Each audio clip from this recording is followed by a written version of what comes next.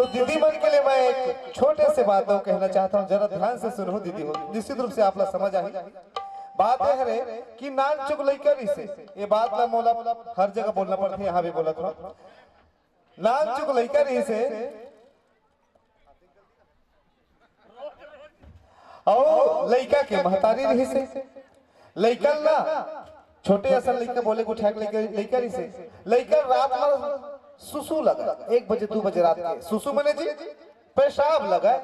तपन दाई लगो हनावा दाई वो गाना गाओगे के तो ओकर दाई बेचारी 1 बजे 2 बजे रात के गाना गवाए भर ले जाए मने सुसु कराए भर ले जाए। एक दिन लइका पानी सोए बर ना दादा जगह लग जाते और दादा होते के बात ना जानत नहीं रहे और लइका आदत रही थे 1 बजे 2 बजे रात के गाना गाए के मने सुसु करे के तपन ददल के थे दादा को गाना गाऊंगा चुप है बिहन चकुन गाले पे ऐसे के खिसिया थे। लेकिन लइका ला जोरदार लगत थे फिर के दादा को गाना गाऊंगा अबे बिहन चकुन गाले पे अभी चंबानी का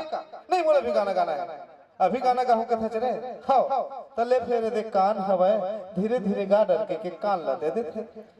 और लइका घलों का धीरे धीरे कान में गाना लगा देते माने काने में सुसुल कर देते।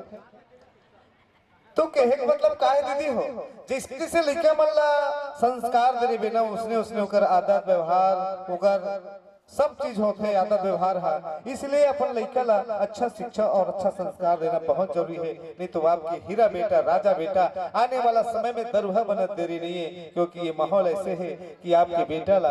आप स्वयं 50% यदि आपकी औलाद बिगड़ते तो माँ बाप के ही कारण बिगड़ते। यही संदेश के साथ हम आप ला फिर एक गीत की ओर लेकर